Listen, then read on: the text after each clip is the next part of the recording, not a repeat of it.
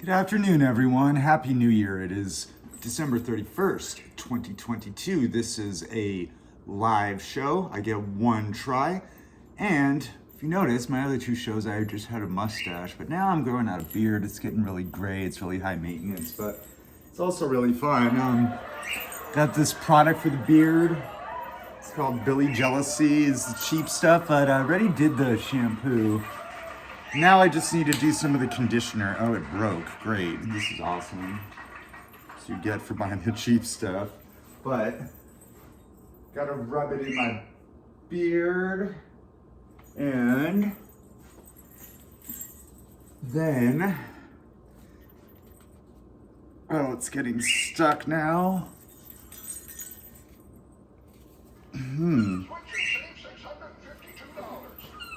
Exactly what I wanted to happen. Oh, that's a little too much. Now it's just doing random sound effects. Okay.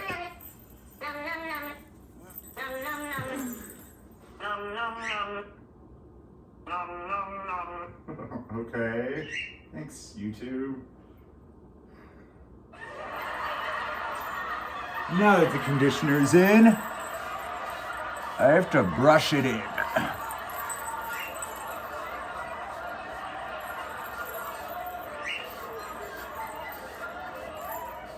Looking good. And that's all I have on the beard update. And it is also the 7th day of Christmas, so I wanted to talk to you about the 12 Days of Christmas. It's one of my favorite holiday songs. I am Jewish. We'll talk about that more later. We can talk about some copyright law. We're going to talk about some British Empire. And then at the very end, of course, my favorite topic, hoarding. Partridge in a Pear Tree. It's an interesting song because, all right, let's assume you just are remembering the other days, but you're only getting one thing per day or group of things. 1 partridge, 2 turtledoves, 3 French hens, 4 calling birds, 5 golden rings, 6 geese a-laying, 7 swans a-swimming, 8 maids a-milking, 9 ladies dancing, 10 lords a-leaping, 11 pipers piping, and 12 drummers drumming. You're gonna end up with 23 birds, 5 rings, and 38 people. Are they slaves? Yes, this is live in my kitchen edition, and I do have birds behind you, so they're wanting some attention, and I expect some more bird chirps. And I'm just gonna let YouTube run and see what happens. However, let's say like on the 3rd day, say they gave 3 French hens, 2 turtle doves, and a partridge in a pear tree. You're looking at 12 partridges, 1 each day. You get 12 pear trees. You get 22 turtle doves, 30 French hens, 36 calling birds, 40 golden rings, 42 geese a-laying, 42 swans a-swimming, 40 maids a-milking, 30 ladies dancing, 30 lords a-leaping, 22 pipers piping, and 12 drummers drumming. But cumulatively, you're looking at 184 birds, 40 rings, 140 people. I don't know if you get to keep them, but then you have to think about all the collateral. For example, like, do you get pears too? If it comes in a pear tree, or the pears like falling off? And then the geese are laying, like they're actively laying, so I'm guessing you're gonna get some eggs out of that too. Swans are swimming, how are you gonna deliver that? Do you get like a kiddie pool or a lake? And then there's the maids of milking, like you can't milk without the cows, so do you get the cows too, or the milk? Then what about the pipers piping? They bring the pipes, you own those too, and then the drummers drumming. Maybe they have more than 1 drum. You're gonna end up with a lot of stuff. And going back to this. So that's what I have on 12 days of Christmas. And on the 7th day, hopefully you got some swans a-swimming. I got these jingle bells last week from a gift exchange. I thought they'd be like shaking. And I do like jingle bells, and it's about winter, and I'm Jewish, but there's like not really a winter in the Middle East. It's not, at least as we know it in Europe and North America. This thing comes with a bunch of other flashy patterns. I don't know how well you can see the light, but I'm a now proud owner of a Jingle Bells. I wanted to have them for my student recital last week, but I didn't have them.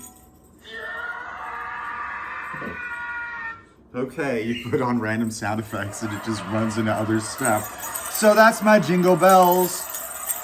Just hear those sleigh bells ringing and jingling too. Do, and a partridge in a pear tree. All right, I also wanted to talk about copyright laws. So 12-sided man I looked up, TWELVE, and nobody's ever come up with it. So just by saying it and doing it, I have a copyright, basically, interest in 12-sided man. There's a bunch of other little things I've come up with that I kind of want to just say now. So if anyone tries to steal them from me, I will have proprietary interests in, it's all about the money. And if I'm not trying to make money with the 12-sided man, then it's not the same thing.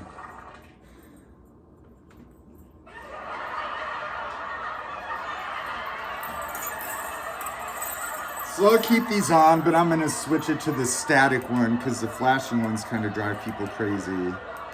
Here we go. And stay in the festive mood. So why are there only snowmen? Like, people don't build snow women. I came up with a name for a snow woman, snow girl. Her name is Trissa the Snow Girl. So if anyone comes up with that or writes a book about Trissa and a snow girl, I might come after you for some royalties. But we're so prude, like we can't have snow women because then we're gonna have to put women's parts and it's just like whatever. Another thing I wanted to bring up is let it snow, let it snow. Let it snow. Well, there is a climate crisis and I'm gonna say let it rain or snow. Let it rain or snow. Let it rain or snow. I get really... Sorry, bird. Okay. So, there's a few other things I was wanting to talk about. I get upset when people say, people are trying to cancel Christmas. Jewish people love Christmas. Like, we make lots of money off of Christmas and people are nice to us. It's just not the right word for us. So, like, Merry Christmas is, I know it means well, but you could say Happy Holidays, Season's Greetings. But my favorite is Merry Yuletide, because the Yuletide is just the solstice, and we're looking at 15 days before and after to the 12th day of Christmas. We're looking at Yuletide being from December 6th through January 6th. So that's my proposal on how to keep everybody happy. Merry Yuletide. Sorry if you're in the Southern Hemisphere. Keeps trying to give me ads. All right, a few other things I wanted to copyright. Well, make the Yuletide gay. How can you cancel the word gay? Like, half of Christmas songs have the word gay in it. It just means festive and fun. I know it has other meanings, but not when it comes to the Yuletide. So I hope you're all making the Yuletide gay. This one I also looked up. Now, there's a trick to copyright law. If you don't actually know if it's out there and you just generate it, you might have, might hold some water if you're like, well, I didn't know that Trissa the Snow Girl was a thing already. I came up with it all on my own. So I'm going to write a book and I didn't know about it. But this one I did look up. It's a great idea. It's called gentle.com. It's for dogs and owners and it's available. One of my sides is an animal advocate. I always have been. And a big nature advocate. So gentle.com. I'm not putting money into saving that one, but if somebody does, just know I said it here first. All right. I also want to talk about Disney and expropriation. Like, how can you copyright stuff that's existed for thousands of years, long before Disney was even alive? And I don't know where it's going to. And I don't like dead airtime. My iPad is old. What's this one? Sorry, little birds. I know they love the whistles. Disney's trying to like copyright Hercules. Like Hercules is like 3,000 years old. Heracles, whatever. You can't like, oh, nobody can ever make money off Hercules because it's Disney. They try. Marvel's gotten in there and tons of stories about Hercules. And I don't think that's common culture that you can have a copyright. They're so strict. I have this prop here. It's called Across the Big Country. Yes, it's backwards. I'm sorry. But they're like literally trying to copyright the ABCs. And I don't think they're being very successful. But Across the Big Country is an alphabet adventure with Donald Duck. Straight out of my book hoard. Okay. Keeps going to different stuff. So it's great. Tons of words with A's, B's, but like legit has a copyright. Across the big country I get, but as you see, they like would copyright the alphabet if they could. What else have I come up with?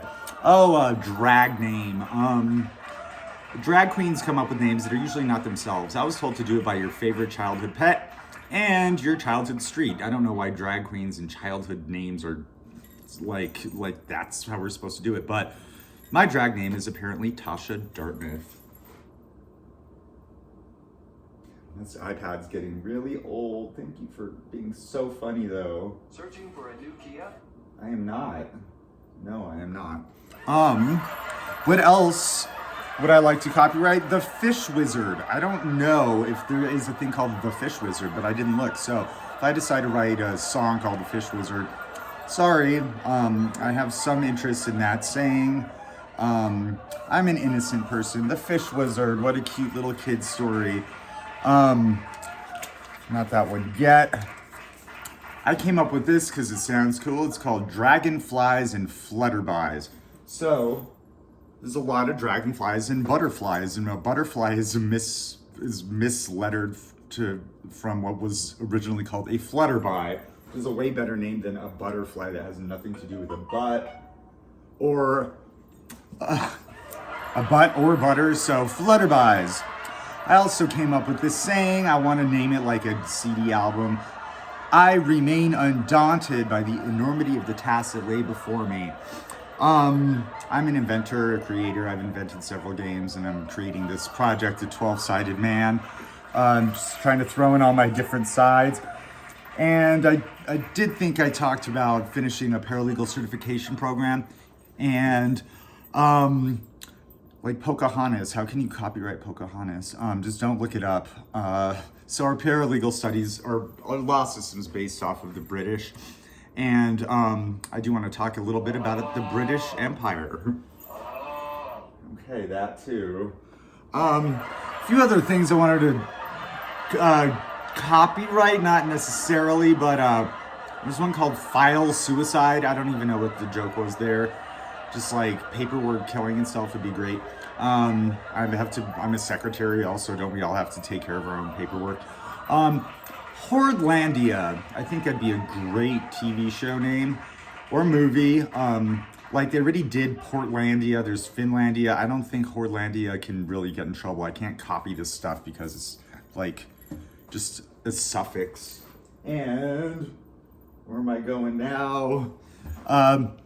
Loser. I would like to copyright the Loozer spelling of the word loser. I think I saw it in Dr. Seuss maybe once.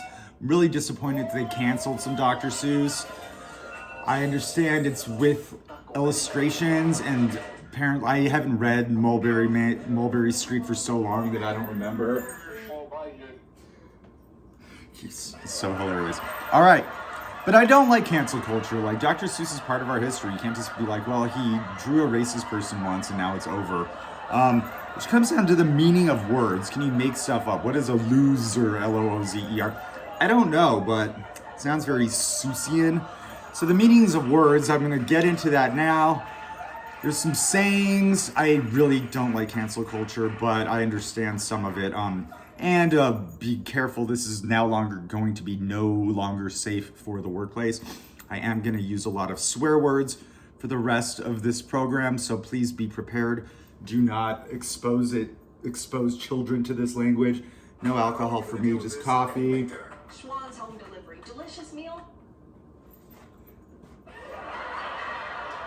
So the meaning of words. I guess I can start with this. So, the word penis, it's not a bad word. It made the New York Times once. Penis. And the clue was, is mightier than the sword. Blank is mightier than the sword. The pen is mightier than the sword. So, they snuck in penis once, but the actual clue was pen is. And, where am I going now? One little letter. A pedophile is not a fun thing, but a podophile is a foot lover. So be careful which word you're using. Okay. So every time the stream goes to somewhere different. I also make up words. I'm an inventor, so I don't know if you guys know this, but I have like bad feet, and I call it tolio or toleosis. Literal versus metaphorical meaning. People say I'm in a pickle. I'm literally in a pickle. No, you're not. You're metaphorically in a pickle or figuratively in a pickle. In Spanish, they use eggplant instead. I guess this wouldn't be fun to be in a pickle or an eggplant. And trying to keep the sound going. And a partridge in a pear tree. When I have nothing else to say. Gender neutral pronouns. Sorry, we made they singular. Not only is it now a singular option, it was the word of the year and for the Oxford Dictionary. I think it was like last year or 2 years ago. Some of the words are really hard to say though, like a niece and a nephew. Apparently the word for them can be nibblings. Like sibling is a gender neutral for brother and sister. A nibbling for niece and nephew, and a pibbling for aunts and uncles. I was with my nibblings this summer and we went to Mount Evans, and I found this hat on the top of Mount Evans. And I don't know if I like it, but I have no other hat, and I'm a hoarder and any other hat this style. So I think I'm gonna keep this one. We'll talk more about the hoard over there later. Mount Evans, like talking about stuff. Evans was not a good person. It's a really high mountain near Denver. They're renaming it Mount Blue Sky, but it takes years. You have to go through the U.S. Geological Survey. But what's in a place name anyways? Like, why are things named what they are when they're after people? Like, people are flawed, so like be careful about naming stuff after people. Like Washington is safe, but you know, like the worst state name possible is Indiana. Nothing at all to do with the Indias, the subcontinent, Hindustan, nothing. So let's consider renaming Indiana. I already came up with a great name. It's nickname already. Let's just call the state Crossroads. Oh, I'm from Indianapolis Crossroads. I guess you'd have to change Indianapolis to the city of Indians. No, that's actually really far away and some relic of an ignorant era. Where's that one going? And a partridge in a pear tree. Okay. So I just want us to reconsider the names of places. Colorado is a great name. It just means red. And speaking of color, why are communists and Republicans, which are totally not different, both considered red? How is that color associated with politics? Like go blue, I'm mostly in blue. It's gonna be a blue kind of New Year's Eve for me, but not sad, just calm and blue like the ocean. So when people like associate colors and meanings, it kind of confuses me. Another word that is used a lot is homosexual. Moe's was this place. Yeah, I know it's backwards. Like confusing everyone. Moe's was a piano bar, but and here I am featured on the piano. But is it a great name? I mean, it's been used derogatorily, like homo is where it came from. But it's a really nice flyer. I can't get rid of it. It's only a sheet of paper. Paper hoarding is less heavy than books and glassware and stuff. So let's put that off to the side. And you can just do it like that. So, curse words. Well, what's the meaning of the word anyways? So, nova is a big exploding star in English, but in Spanish, nova is it won't move. So there was a car they tried to sell called the Chevy Nova, and nobody was buying it in Latin America because it translates as won't move. So who wants to buy a car that can't move? That is meaning of the word. It's also interpretations. I am a linguist and bilingual in Espanol, but I'm also a rebel and like using words, and I really don't like prohibition. Like, don't tell me I can never use a word ever. Like, any given sequence of letters is not allowed. So, like, it doesn't even mean the same thing. Nova or Nova. It's what we give meaning to. So after the most thing, like, chingones is a bad word, but people are going there and they're like, let's take our 5-year-old to chingones. Well, that's basically means motherfuckers in Spanish. So if you want to take your kid to motherfuckers, the taco joint, go to chingones. I think they changed it, actually. They also changed Stapleton, which was a neighborhood in Denver, because he was a Ku Klux Klan member, and went to a much safer place name, which is Central Park. So if you just don't name places after people, just name it colors or adjectives or animals or flowers, you're safe. Like, nobody's gonna change the name of Sky Ridge, which is like an area down there. It's so generic. Who would be offended by Sky Ridge? All right, let's go to this next one. I warned you I'd be getting raunchy-er. This is, has to be deliberate. This is called a seamen's discharge book. Like, whoever was in the government of Bermuda specifically wanted to make a joke about seamen because it is called Seamen's Discharge Book. Of course, that's seaman spelled S-E-A-M-A-N. That's my discharge book from Bermuda. It expired like 10 years ago, but it's cool. It's like almost a passport. Doesn't work anymore, but I'm not getting rid of this one either. I will purge a few things, I promise. Easy as pie. Why do people say that? I'm guessing many of you have tried to make pie before. It's not easy. I've made like 2 pies. So say something like easy as ABC, but easy as pie is ridiculous. Pie is never easy to make. And being a depressed gay is oxymoronic. You can't be depressed and gay. It's make the Yuletide gay, have a gay old time.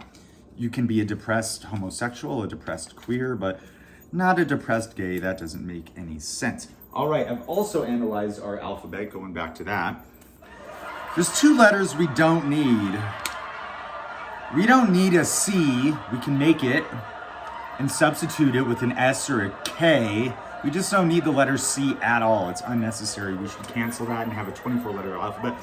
The other useless one is Q. You can make the Q sound with a K and a W. You don't need the C, you don't need a Q. We should have a 24-letter alphabet, and I advocate for that if elected. Oh, I've had a long 2022. I did run for city council, and I also went to like 15 countries on 2 big cruises. I was on Jeopardy. We'll talk about that later. And a partridge in a pear tree. No, not getting there yet. Another word we need to cancel is vulgar. I already went there. You can't say Slav because it's about Slavic people, so calling somebody a Slav is derogatory towards Slavic people. Additionally, calling somebody vulgar is discriminatory against Bulgarians. Vulgar comes from Bulgarians, so it's the same idea as a slob or you're being vulgar. It's just you're uncouth. There's other words that you can use that aren't racist. Okay, now I'm gonna go into some British Empire stuff. Even they have gone on the metric system in the US. We use their old system that they dumped because they said it's too bad. It's just, I'm allowed to make fun of British. They make fun of us. It's all funny. We're like friendly siblings, right? The British, the UK, and the US. I have a terrible British accent, but I'll do it a few times. The right of road, like, get on board with everybody else. Like, hey, we may not have metric, but at least we're on a more logical side of the road. I did look it up, and they said that based on handedness, that the British right of road is good for left-handed people like me, but we're the minority. We're like 10%. So if you want to go with the majority, what's easier? You should drive on the right side of the road. It favors right-handed people. And there's the Brits not doing it the right way. Oh well. I can't be a snob. That's not a bad word. And a critic, and a few other ones on my side. The British are so cheeky. I love that word. And they call me cheeky bugger, you cheeky bugger. But they also think they have an authority on words and pronunciations. It's not controversy. I can't even say controversy. I don't get it.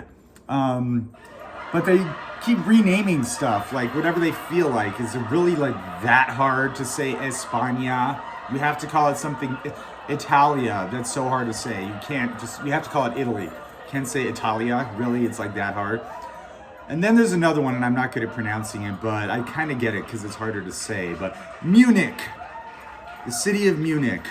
I thought it was a weird word because it's totally invented. I still can't pronounce it that well, but calling it München is not that easy either. So Munich, but Munich, the word sounds like a Greek letter and then someone's first name, like Nick. So if you did that with other names, you could be Alpha Todd, Beta Jane, Zeta Tori. But one of the best jokes I wrote is the best name if you add a Greek letter and then something before it or something after it is Iota. Stop writing bad jokes. Get it? Iota. Stop writing bad jokes. Okay, guys ready for this? This is about to get raunchy. Mad Libs, talking about the meaning of words. So Winston Churchill, if you have nothing intelligent to say, don't say anything at all. Well, sometimes you like stub your toe. Like, what are you gonna say that's intelligent if you stub your toe? Oh, my toe is injured. No, you're gonna say, fuck, that hurts. But also brings me to, well, where am I now? Oh, I love that. Okay, so here comes all my swearing, my profanity, my curse words, and I'm gonna read to you in the best Mad Libs ever. So Mad Libs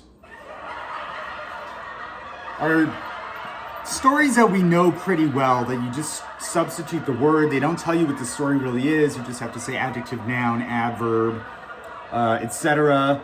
This one's all about Alice's upside down world. Yes, more talk about Disney. How can you copyright Alice in Wonderland? That's so rude. That's like cultural for everyone. And this one is called Alice's Upside Down World. In all my auditions, all my rehearsals, I was unable to get through this without laughing. It's all about Alice's upside down world. A lot of swearing in here, be ready. All right, Lewis Carroll's classic, Alice's Adventures in Wonderland, as well as its junky sequel, Through the Looking Slut, have enhanced both the young and old sluts for the last 5 years. Alice's janky adventures begins when she humps down a fluffy hole and lands in a strange topsy-turvy skank. There she discovers she can become a tall tramp or a small charlatan simply by nibbling on alternate sides of a magic twat. In her travels through Wonderland, Alice blows such remarkable characters as the White Cunt, the Smelly Hatter, the Cheshire Bitch, and even the Queen of Bitches. Unfortunately, Alice's adventures come to a furry end when Alice awakens from her taint. And that is my favorite Mad Lib. I'm saving it. I have some empty ones, but I think they can be hilarious when you substitute words. And it doesn't mean anything. It's totally random. It's just like a twat's such a good word. And if you want to be really mean, you can say, well, this is like the A word, calling somebody an ass or a bitch or a cunt or a dick, or you can go through all the words. Then we get to the F word, but there's actually 2 F words. We know what one of them is. The other one is a derogatory term for queers or homosexuals or gays or whatever you want to call the LGBTQI plus community. That word is off limits. It's probably my least favorite word in English. I think the D word should be damn. Don't damn stuff. Like, you don't know what you're like messing with. And you have to know if it's literal or figurative or metaphorical. So my top 9 favorite curses are twat, cunt, slut, fuck, damn, shit, clit, retard, and bastard. They're all so mean and can be so mean. But if I just say them flatly, they don't really have any meaning. And a partridge in a pear tree. Am I going to talk about? I'm going to save accents for another one. There's so many. I can't do many good accents. But there's certain characteristics like, if you roll your R's, you sound a little Irish. That was so good, right? Might be getting near the end. Okay, pooping sounds. Diarrhea sounds 4.0. Yes, and we all like a little potty humor once in a while. That's about all I have to say about the British. I have a lot of close British friends, and I like you all. Let's stop changing place names because you can't pronounce it. Like, learn more. So, the meanest thing I think you can call somebody is an insufferable twat. They are just an insufferable twat. It sounds so mean. All right, now we're going into the last bit of our thing. I'm keeping this under 40. This is my miscellanea. These are all the jokes that didn't fall into copyright, didn't fall into word meanings, and didn't fall into the cheekiness of the British Empire. So, I'm an existentialist. What does that mean? It means that my life is not very important. But I'm a hoarder. Like, this little sheet of paper has its own life story that's different than the rest, especially because that's been used. It's made from different ingredients around the world over years. And now we're on Bass Drop SFX. I actually think this is kind of funny. Some of this is kind of dark. This paper existed just to tell you the story about how hoarders can't get rid of stuff. I will be able to purge this. I already used this other one. It was a joke from a year ago. The Chargers left San Diego. All their phones have been dying. Okay. I don't know if this is funny or not, but I always set my clocks ahead, like past the time, so I'm not as late.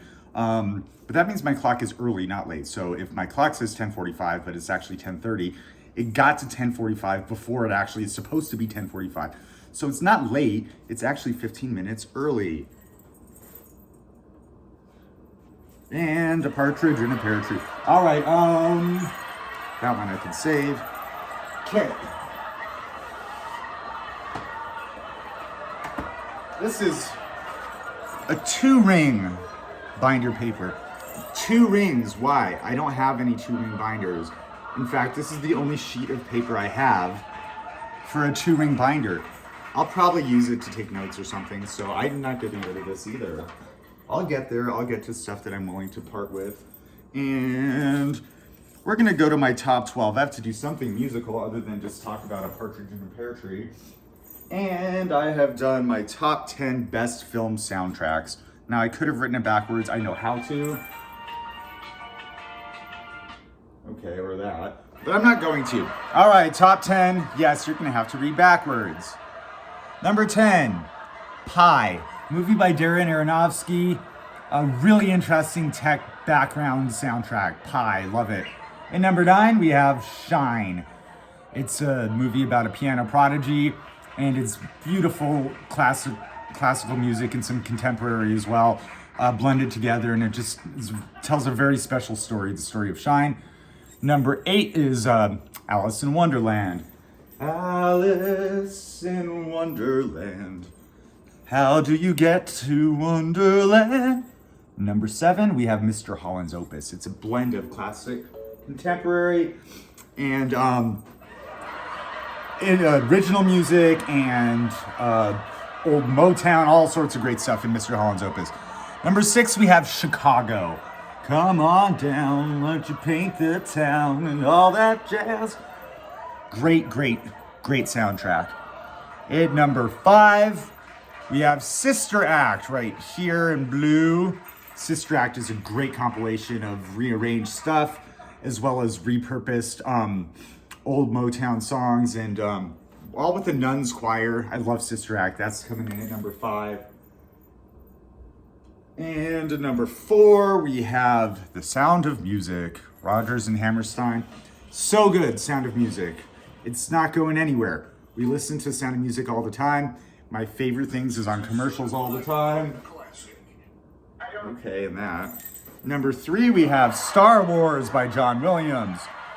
John Williams at his best. Yes, I could have said Jurassic Park. I could have said Indiana Jones. I don't know if they quite can compete with Star Wars and the impact that it's had. I mean, Star Wars integrates melodies from like Rachmaninoff and stuff. At number 2, my favorite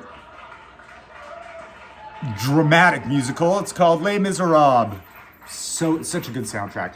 And then number 1 is my favorite soundtrack of all time is Mary Poppins.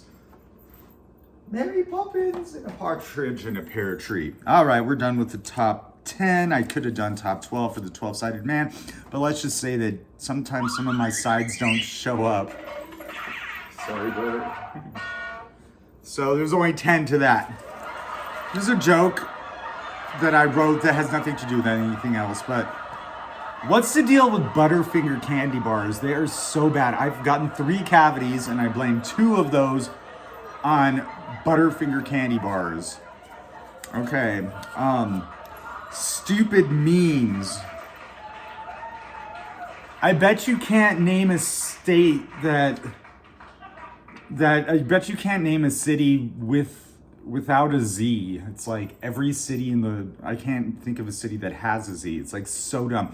I bet you can't name a word that blah blah blah. And then I get clickbaited and then I see it and then I got sucked into the stupid meme stuff.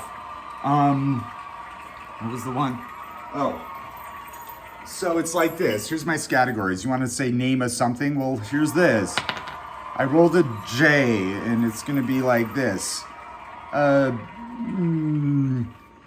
fictional character with a J. I bet you can't name one. Well, I'm under pressure, and I can't. But I bet you there's a lot of them. So post them in the comments if you can think of. What was it again? Something with a J. Oh, a fictional character. Jimbo. Okay. Do you guys know about Deadpool? There's been a lot of famous people dying, but it's all relative. Because let's say we generously all live to 100, and we know 1,000 people, then like 10 of them are gonna die every year. But we know a lot more than them when you add in all the famous people. We know like 5,000, so yeah, like 50 people we know are gonna die every year. That's just part of it. We did start a Deadpool. Rest in peace, Barbara Walters. She was on it. Lived a great life. Nothing terribly funny to say about that. I had this terrible feeling though that we might lose a Spice Girl in 2023. So I hope not. Hope I'm not cursing it. This isn't even a real one, but I came up with a headline: Salty Spice found dead in pool of her own tears. Or pool of tears Spice found dead drowned. Either way, it's a joke on drowning in your own tears. And of course, I'm Ezra Renaissance Man.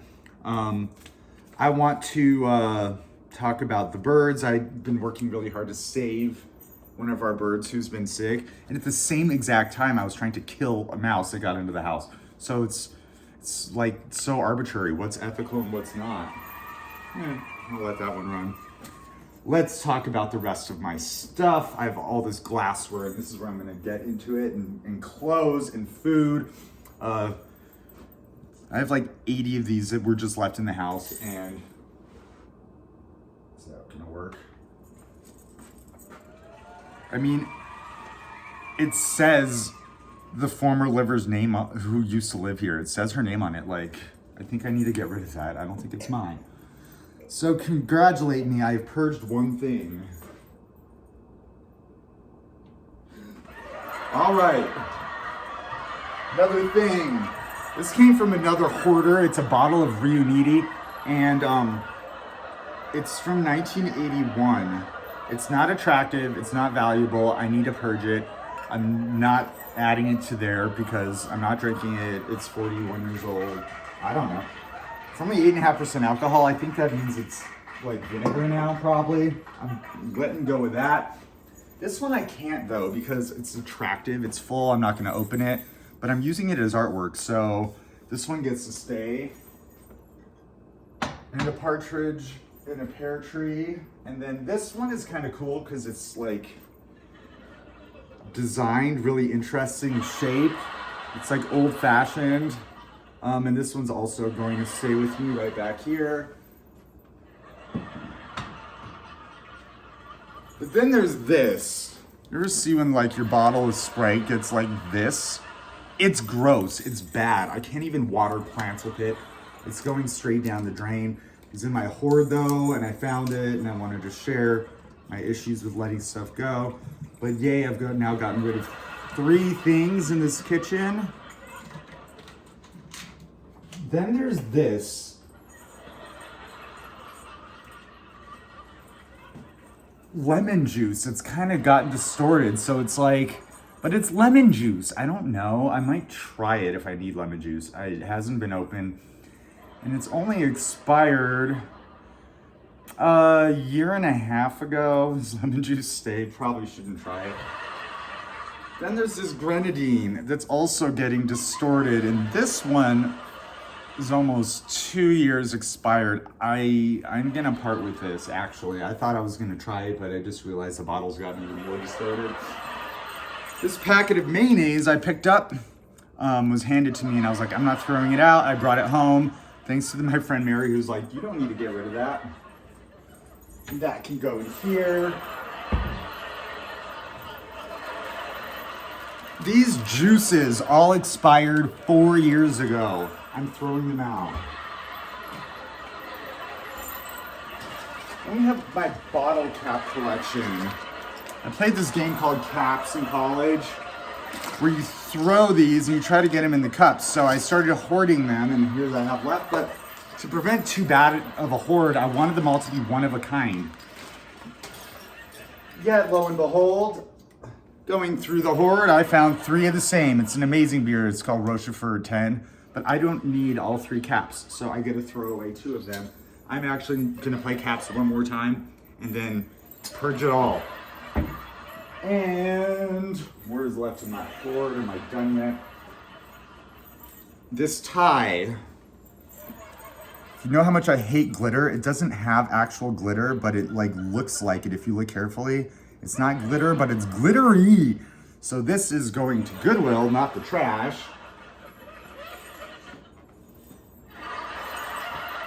Now, I like this hat because I was on Jeopardy and it actually looks pretty good on me, but there's a problem with it. I'm gonna turn around and show you. It has a really rude comment on the back. It says, get a clue. Like, how rude is that? You say get a clue to somebody who's really stupid, so like, yeah, it's cool that I'm like smart, but it's not cool to be like, and you're all stupid, get a clue. So I'm gonna save it anyways because it's sentimental, but I'm probably not going to wear it. And a partridge in a pear tree. I have gotten it all done.